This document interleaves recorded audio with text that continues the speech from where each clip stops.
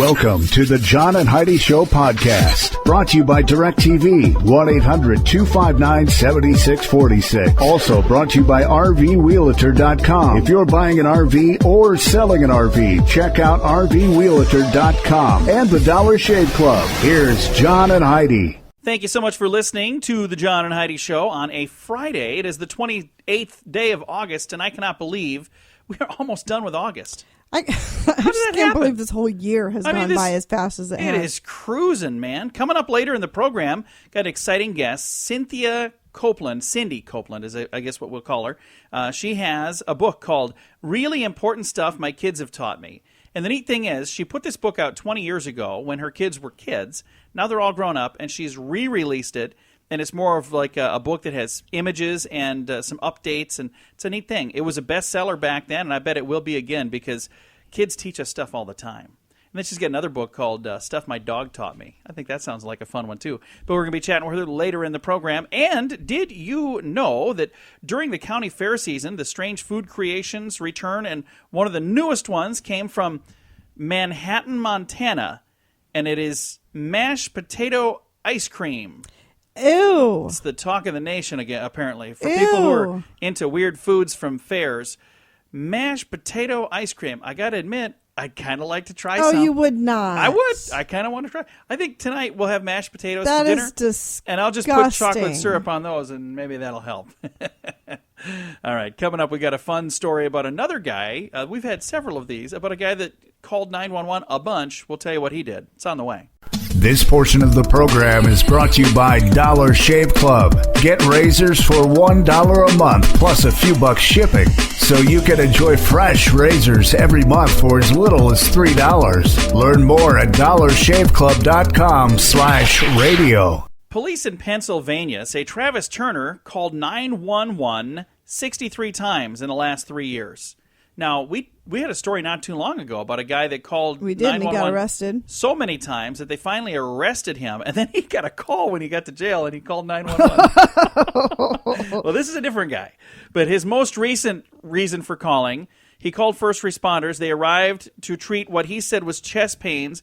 When they got there, he said, well, my chest is hurting because my air conditioner doesn't work. Can you guys take a look at that? Oh, my gosh. Yeah, he should be arrested, too. Oh, absolutely. That is not okay. Don't misuse 911. We've had stories about people who called because somebody forgot something on their drive-through order. You don't dial 911 for that. Man. Come on. If you want to call the police, if it's not an emergency, don't dial 911. Call the non-emergency number. And you shouldn't even be calling them for stuff like that. Well, no, not for your air conditioning. No, call an air conditioning repair place. But anyway, this guy, 63 times in the last 3 years. I wonder if he got thrown in jail for that last one. Do you think? He sure should have if he didn't. Coming up, we've got a story that's a really fun one for our You Heard It on the Radio segment. That is coming up in a bit. This portion of the program is brought to you by RVRealtor.com. If you want to buy or sell an RV, go to RVRealtor.com. List your RV for free. Learn more at RVRealtor.com. A car dealer in Knoxville, Tennessee is giving away a controversial gift when you buy a car. Greg Lumpy Lambert is giving away free vouchers to buy a gun and a free water pistol for every child that stops in during a special offer. It's called the Second Amendment Gun Sale, and it has its share of critics. I see Heidi smiling. You think this sounds cool. I love this guy. I would be there. I might go there to buy a car just because he's doing this. Greg argues that East Tennessee is a sportsman's paradise, and he says the guns are 8mm deer rifles. They're intended for hunters. He also notes that many people are not qualified to own guns. They don't get the voucher then. Meanwhile, gun control advocate Naomi Pays blasts Advantage Auto Sales gun promotion by saying, if it is possible to further lower the image of a used car salesman, this guy has done it. I disagree. She is not a fan that he has given away guns with a car purchase. Here's the thing I got to say. Whether you First of all, he's not giving away a gun. He's not just handing out guns to people who are he's giving you a voucher to make sure. And then you have to go in and you have to apply for the weapon, just like you would have to if you were going to go and buy one. So I'll come back to that point. But first, I want to say this. Whether this is a good idea, you can make your own opinion. If you think it's a good idea, if you think it's a bad idea, I can tell you this. As far as marketing, good job, Lumpy, because we're talking all talking about it. And how many other people are talking about it. So Isn't that kind of what you want to do when you're marketing a sale? Get people talking about it? So Lumpy did a good job there. But Lumpy. Greg Lumpy Lambert and his car place there in Knoxville. Now, here's the thing that I will say, going back to what Heidi was talking about.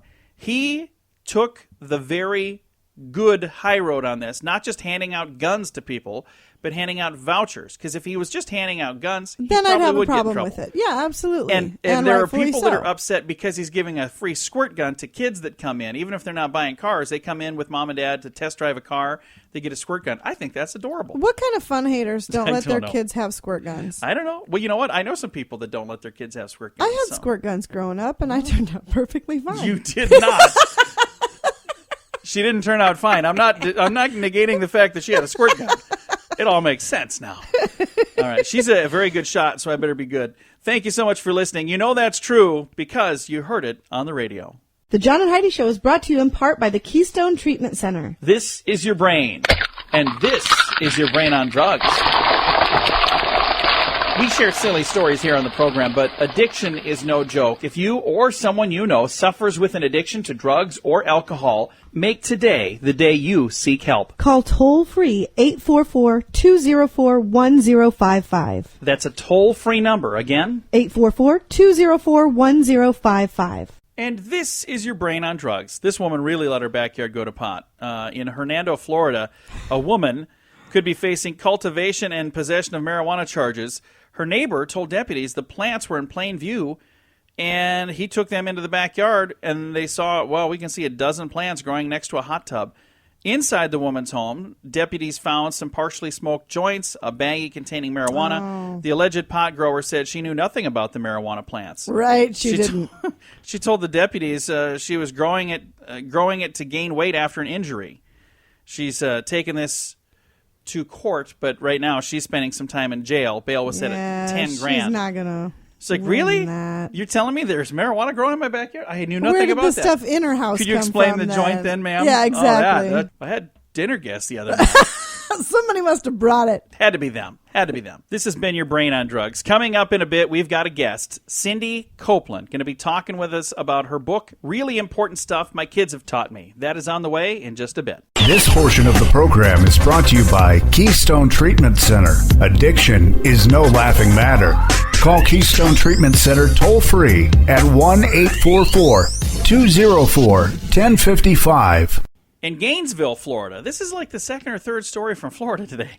A 38-year-old father asked his daughter to turn off the computer. He allegedly used racist and sexist terms in his request, so she fired back with some colorful language of her own. So he threw a pizza at her and hit her in the back of the neck. She called the police. Dad was arrested on child abuse charges without great harm, a third-degree felony. So it was a minor child abuse charge. Throwing pizza is apparently not a major child abuse charge. But they got in a big old fight. He called her naughty names. She fired back. He threw pizza. He went to jail. That's not the exact father-daughter relationship you look for. No, not typically. Here's the thing that I think you should do, and I've been trying really, really, really hard to do this. Say loving things to your children. I've been a lot better at that lately because I was paying attention in church, and they're saying, hey, say good things, say nice things. Growing up, my dad told me he loved me a couple of times, but he told me other things way more than that, like things I couldn't say on the radio. So called me a knucklehead and whatnot. So be nice to your kids out there, folks. Love them. Tell them that you love them. Give them hugs. That's a lot better. And then you probably won't end up in a story like these people from Florida. Coming up, we have your scoop of the day. The Scoop of the Day is brought to you by Wells Blue Bunny. If you want delicious ice cream, be sure to look for the Blue Bunny. Sure to have your favorite flavors. Learn more at bluebunny.com. Now, your scoop of the day. A man in China was jailed for 10 months after he robbed a police station and a government building and helped himself to snacks and drinks. Police tracked down the culprit by analyzing DNA left on wrappers and cups left at the scene. So he robbed a police station. Why would you rob a police station? Yeah, that seems really stupid. Helped himself to snacks and drinks. So they were testing DNA on somebody took our Twinkies. We got a murder case over. That's all right. I'm busy working on this Twinkie case. I got to wrap this one up first. I just think that's really interesting. Hey, the rise in drone popularity has opened up a whole new industry, anti-drone defense systems. New technologies are being developed in order to keep drones away from places they shouldn't be and things they shouldn't be doing. So people out there are devising ways. There was a guy in the news not too long ago that took a shotgun, and there was a guy flying a drone near his underage daughter that was sunbathing, and the guy shot it down with a shotgun. So that's an anti-drone technology. People with initials like ACE, or GOD, God, are likely to live longer than people with initials like APE, DUD, RAT, or PIG. That is so stupid. 27 years worth of California death certificates. They've done the study, and if you've got good initials, you live longer. So give your kids good initials. What tops your kids' back to school list, Heidi? What do you think kids want the most going back to school? I don't know. If you were going to guess. School bags. Well, probably not. It says here, ages 8 to 18, number one thing on the list, something our daughter wants, a new smartphone. Oh, it's Laptops ridiculous. and tablets also up there high. Way off what parents think. You ask parents, 43% think it's new clothes. And the kids are like, I'm fine, Mom. Buy me a smartphone. Men in their 40s and 50s who eat 7 or more eggs a week have a higher risk of dying earlier. Uh-oh. Oh. 20-year study of every other week they're changing their mind on eggs. 20-year study of 21,327 males. This is from Harvard Medical School. So what do they know about anything? Yeah, it's I'm only just kidding. Harvard. If you're from Harvard, I'm just teasing. You're very smart people. I get it. So again, 7 or more eggs a week. I have that many eggs. We're talking about Cadbury eggs, right? Just kidding. A recent study finds that liquids make up 22% of calories in the average American's diet. Is that good news or bad news? Problem is, most Americans count calories they get from solid foods only. So that means we're not even aware of how much we're drinking. We just think all we're eating is all that counts. So if you're drinking beverages with calories, you better count those too. Chicago topped the list of cities with the most unpredictable commutes. And I can understand why. We were there, I don't know, it was like back November of last year. We were driving in Chicago, and the roads were so confusing and so congested, and they have tolls on some roads and don't have tolls on other roads. It was just ridiculous, so I can understand that completely. Mr. Arnold was arrested after he gave a teller his bank account number and showed his picture ID and then robbed the bank. He checked his balance in his own account first, and then he handed over a piece of paper saying, I have a gun, give me all the money in your drawer. He walked out with $600, but he didn't go too far because the ID that he showed and the account that he checked, that was him. It was his.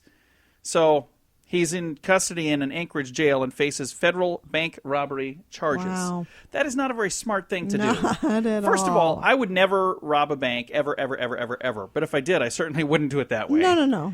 I don't understand that. You get caught. I mean, almost all the time. All of these criminals that do things, think about this. Your odds of getting caught are far greater than your odds of getting away. So just don't do it. Speaking of laws, how about a strange law? At one time in Michigan, there was a law that stated that a husband could legally own his wife's hair. What? She was not allowed to have it cut or cut it herself without I permission see. from her husband. So he owned her hair. That's insane. Where was that? Yeah, that was in Michigan. It's not on the books anymore. Yeah. So we've come a long way. At least Michigan has. Thank you so much for joining us on the John and Heidi Show. We've got a guest coming up. Really Important Stuff My Kids Have Taught Me. That's a book from Cynthia Copeland. We'll be chatting with Cindy coming up. This portion of the program is brought to you by RoughToughKennels.com. Dog kennels and accessories sent to your front door wherever you live. Your dog deserves it.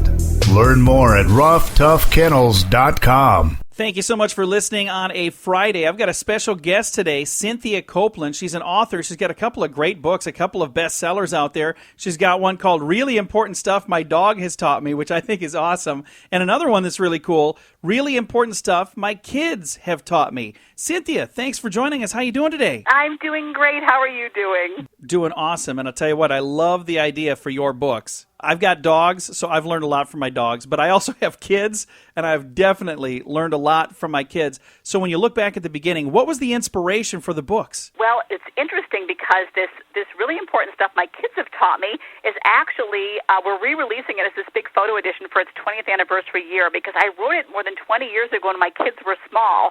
I was dropping my daughter Alex off at preschool, and the teacher and I were watching the kids running around the playground, and we watched as one little girl skipped over to another little girl who was kind of standing alone, and she said, "Come on, play, don't just watch."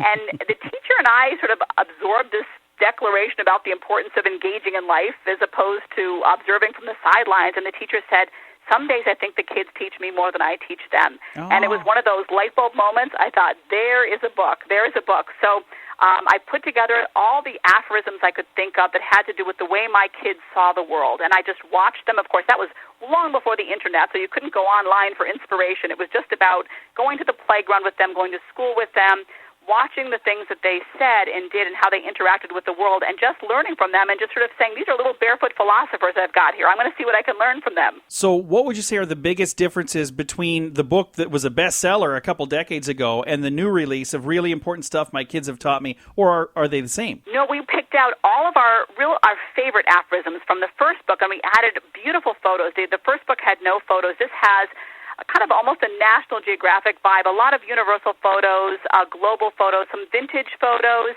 and just photos that reflect all the things we love about kids. And we added some compelling stories about kids and the lessons they teach us, and some quotes. And so it's like sort of a best of, a greatest hits kind of edition of the book 20 years later. Again, visiting with Cynthia Copeland, author of Really Important Stuff My Kids Have Taught Me. And kids are honest to a fault. I mean, they'll say things that they probably shouldn't say. They're just so darn honest. And sometimes you find some great wisdom from these kids. What makes kids so darn wise, Cindy? They are. I think it's because they have the time to really look at the world around them and take it all in. They have time to daydream. They have time to get distracted by things, by a puddle or a dragonfly or a shiny piece of mica, And as adults, we're so focused on getting through our to-do list. We're so focused on the tiny things, picking up the dry cleaning, paying the electric bill. We've kind of lost sight of the greater world around us, the big picture things. And kids are great about that. And I also think that they're able to come up with some remarkable insights because they're kind of like little jazz musicians in that they're very spontaneous. They're very free of inhibitions. They'll consider something from every possible angle without regard to whether it's practical or what anyone else might think. And so, as a result, they come up with some really amazing ideas. Now, my wife and I have kids, but our kids are a little older. They're 14 and 18. But this summer, we had our nephews, the three nephews are quite a bit younger than that. And while they were staying here with us at our house for a couple days, I had a chance to hear giggling that I haven't heard in a long time. And there was a fort in the living room, and we haven't done that kind of stuff for a long time. But I think as kids get older, they kind of become mini adults. But when they're young, it's just amazing to watch that. And as I'm getting older, I have friends that now have grandchildren. And Cindy, I think you could learn from grandchildren too, couldn't you?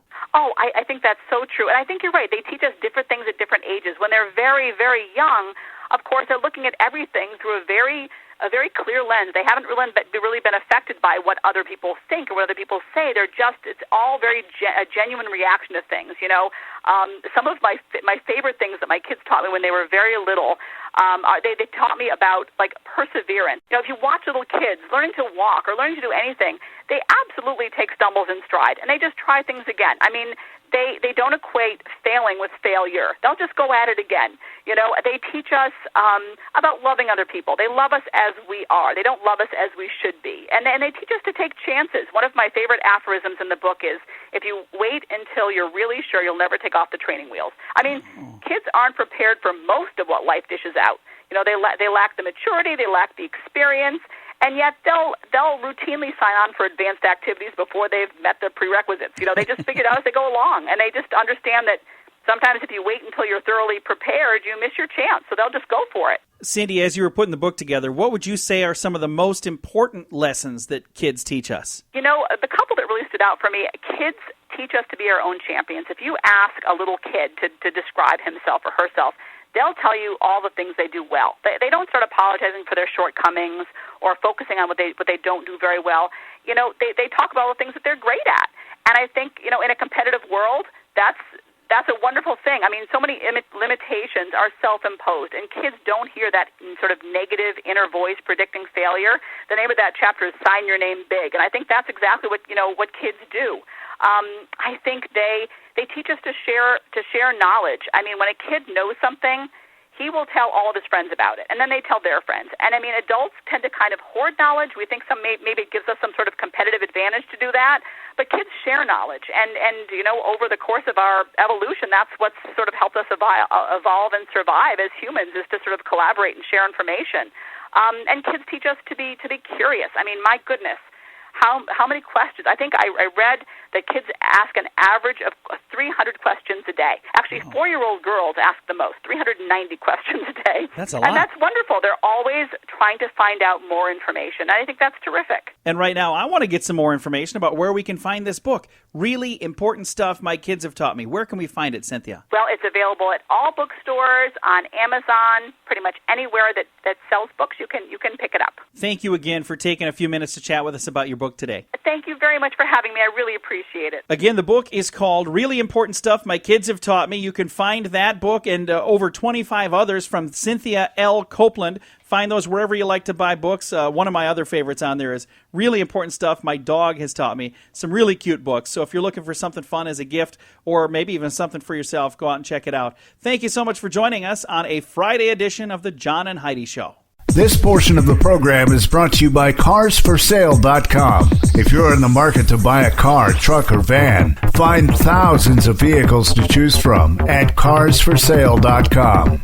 Today is a very special day, Heidi. Do you know what today is? What is today, John? I thought you'd never ask. It's Friday, the 28th day of August, which means it's the day after your birthday. It is the day after my birthday. Did you have a nice birthday? Yes. Did you like the shirts that I got you? I did. Did you like the patio chairs that I got you? I did. That was nice, too. Yeah. Yes, that was nice. Thank you. She told me to get patio chairs. I'm like, hey, I'm going to make those your birthday present. But today's a special day because it's Race Your Mouse Around the Icons Day. So put all the icons on your computer and then race your mouse around them, apparently. I don't know. See. That's ridiculous. It's Radio Commercials Day today. Now, there was a big celebration last week on World Radio Day. Do you think there'll be a big celebration for Radio Commercial Day? Probably not. Crackers Over the Keyboard Day today. So if you're eating crackers, you're supposed to do it over the keyboard. That sounds like a mess. And it's World Daffodil Day. I like daffodils. I do, too. Did you know if you plant daffodils next to your tulips, it'll kill the tulips?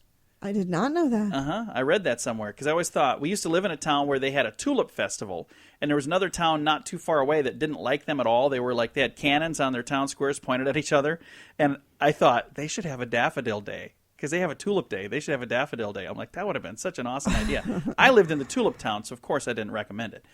But today is a special day. Get out and celebrate one way or another. It is Friday, the 28th day of August. This portion of the program is brought to you by StoneGroupArchitects.com. It's more than a building. It's design and function working together. Check out the project portfolio at StoneGroupArchitects.com. Have you ever worn something that just didn't look right at all? Like you put it on and the colors aren't right for you?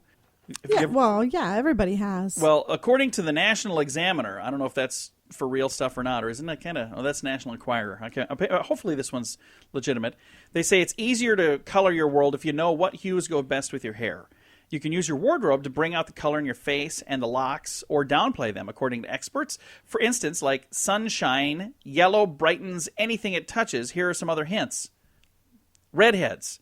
Wear colors that complement your red tones, like deep beige, greens, and peach. If your tresses are more auburn, bright rust will de-emphasize the hue of your hair. You should not wear pink unless it's muted in some way. Russets or maroon is better. Orange is also good for auburn hair, but blue-violet is blue-violet is very flattering. They should be telling us what not to wear. Brunettes. Heidi, this is you. Yellow is very flattering. You do look good in yellow. I like but then yellow. You look good in everything. Pale brunettes should not wear light blue because it gives you an orange-yellow tint. Dark reds are a good choice for brunettes as well. Blondes. Purple clothing will augment your complexion, while bright yellows will tone down your hair. Wearing clashing oranges make your hair look dull and faded, so don't do that. Blue-green shades are the most flattering, so blue and green shades are the best for blondes. A little bit of info right there from the National Examiner. And you don't ever take advice from me on how to dress because I have no clue. Here's the thing that I know. Black is almost always good. White is almost always good. Anything else, I'm like, I have no clue. So what color are most of my shirts? Black. Or white. Yeah, I like those. Those are good colors for me. Although every once in a while I'll wear a shirt that has a lot of color in it, and then people will comment. Like I had a purple. There was a tie that I wore that had purple. Everywhere I go, people are like, everybody loves that tie. That's a cool tie. And I was like, wow, I should wear this every day. But if I did, maybe that wouldn't be so good. Coming up, we're going to talk about a priceless book that is in the news coming your way in a bit on the John and Heidi Show. This portion of the program is brought to you by DirecTV, 1-800-259-7646. Also brought to you by RVWheelator.com. If you're buying an RV or selling an RV, check out RVWheelator.com and the Dollar Shave Club. Here's John and Heidi. Got a story here about a priceless book. In the days of Edward I, he was the ruler of England in the 13th century.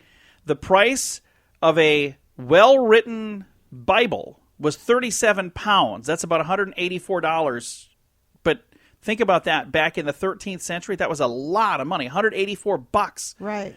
The hirer of laborers was a penny and a half a day back then. So you'd get paid a penny and a half a day, and it would cost you about $184 if you wanted to buy a Bible. Wow. The purchase of a copy of the Bible would have taken a person 4,800 days, or 13 years and 55 days of continuous labor, excluding the Sabbath.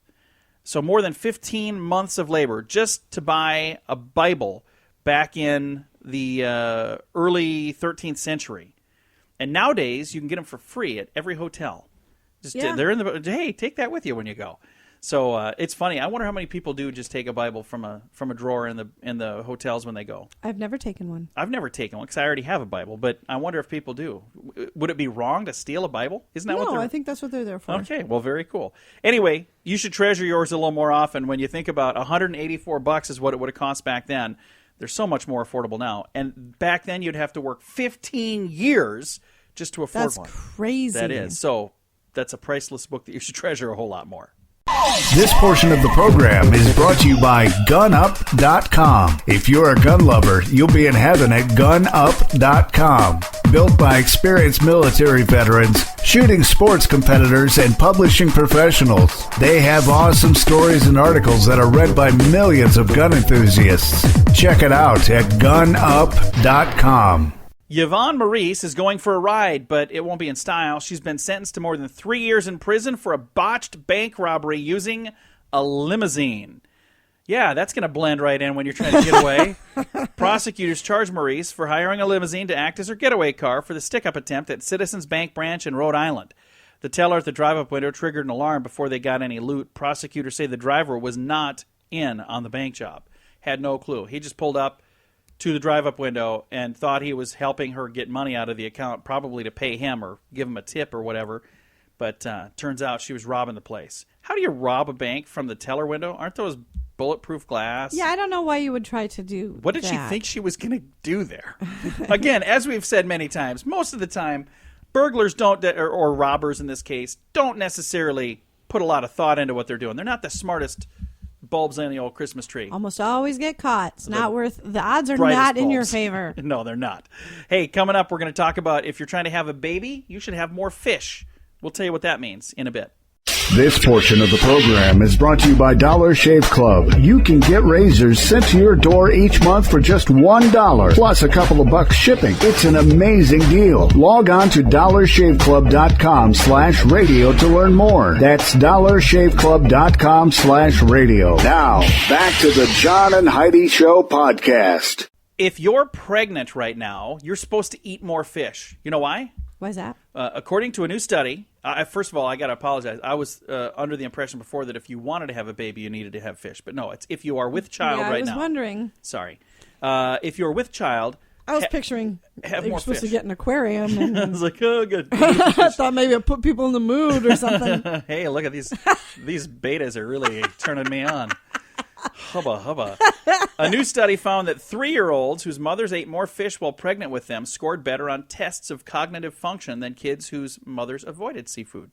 However, if you got to be careful about what kind of fish you eat, because the study also found that children of women who had more mercury in their body did worse on the test. So that's like tuna, right? Yeah. Fish can contain harmful mercury. It also contains beneficial omega-3 fatty acids. When eating fish, pregnant women should avoid larger fish with longer lifespans like tuna and swordfish. They have more mercury. You can also just get capsules that have, what are they? Did I say that right? Capsules? Yeah, that's right. Of the omega-3 fatty acids. And I had some. I don't have them anymore. I quit taking those because I ran out and I never got more. But I was doing omega-3 fish oils every day. And I tell you what, my fish never squeaked. They were oiled up. I don't like those things.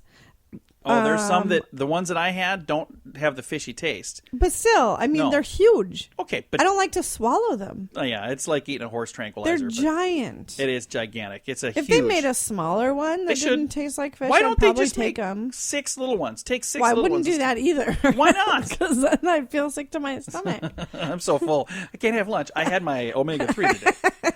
I'm just full.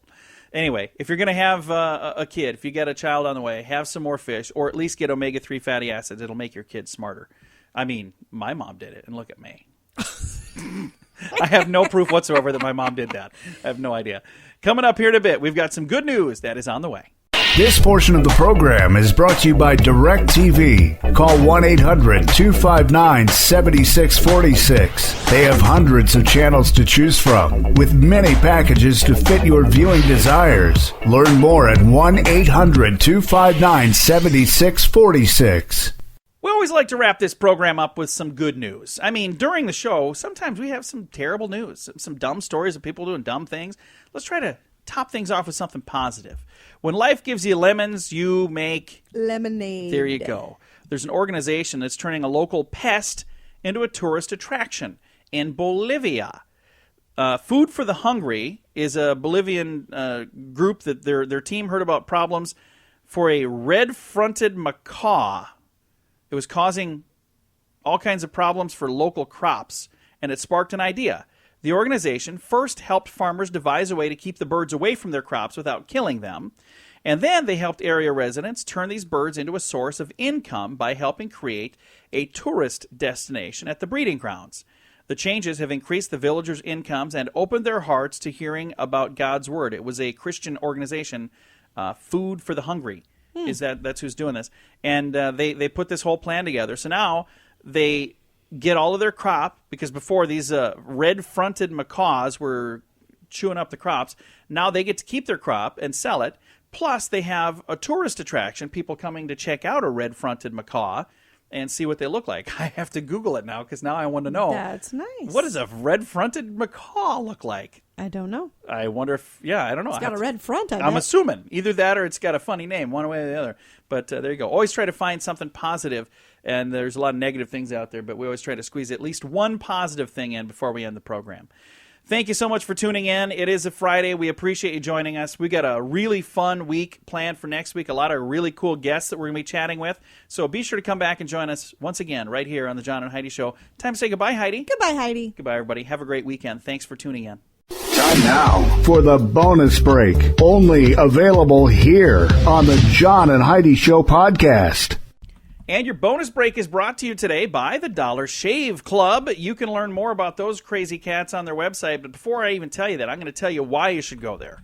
You should go there if you shave your face, if you shave your legs, if you shave your armpits, if you shave any portion of your body. I'm not going to go into any more detail. If there's a spot on your body that grows fuzz and you shave it off, you should go to this website because they'll deliver the razors to your door for $3 a month. That covers the razors and the shipping and everything. $3 a month, and you have 5 razors a month to shave off whatever that fuzz is you're shaving off. Now you can upgrade to the bigger, better razors for $6 a month, or the executives for $9 a month.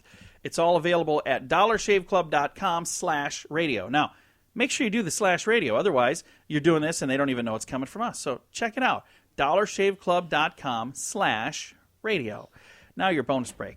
You, what do I have here? Oh, yeah. It says, you had them earlier. When did they fall off? That's what the United Kingdom police officer said when he noticed a suspected burglar who was about to be put into a lineup, came in from the restroom with no eyebrows. He said, well, I have a disease that makes my eyebrows fall off from time to time. His fake disease did not help. But it did give him an extra 6 months in jail for, and I quote, perverting the course of justice. Well, I suppose for trying to mess with the lineup. So he was in a lineup, and he was supposed to be in a lineup, and he decided, I'm going to make myself not look like myself by shaving off part of myself. And that didn't go so well for himself. No. So if you're in a lineup, make sure you just, first of all, don't get yourself don't do anything to get in a lineup. End up in a lineup. I got a feeling that if there would be anybody that would be in a lineup, they probably wouldn't listen to this program because we're not exactly polite to those people, are we? Not But nice. they might be listening just to find out what they shouldn't be doing when they're committing their crimes, because we talk about a lot of really stupid people. Yeah. Hey, something that I wanted to, since the bonus break is brought to you by the Dollar Shave Club, look what I have. Mm-hmm. This is a thing they send out. One of their little bonuses they send with all of their stuff is, it's called Time Well Spent, the Bathroom Minutes. And they've got all kinds of silly stuff in here. And I wanted to just share some of this during our bonus break. So I'm going to tell this one. Power nap is good. Sleeping in the office might be frowned upon, but a 15 to 20-minute snooze at your desk could lead to increased alertness and make retaining important information even better. Like everything your boss says might be important stuff, you'd know it better if you were taking naps from time to time. In Japan, work naps, or emuri, are considered a positive side effect of working too hard, and there are people who actually fake a nap from time to time to get ahead in their job. Oh my gosh. To make it look like they are really, really dedicated workers. They're exhausted. They work so hard, they're exhausted. They'll take a nap at work, and their boss will walk by and pat them on the back and say, doing a good job. Oh Wake my up gosh. and get back to work. Now, if I took a nap here... This country is completely different. Who would you think of as the most famous power napper? Because they have a famous power napper listed. I wouldn't have the slightest idea. He has bedhead in almost every photo we see of him. Albert Einstein. Oh. He was a power napper.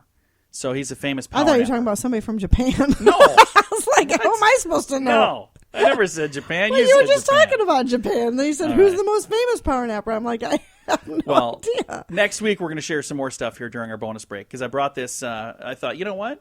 They send this out. I want to give you a little sample of some of the bonus things they give. That's one of them. So there you go. Bonus break brought to you by Dollar Shave Club. Learn more at dollarshaveclub.com/radio.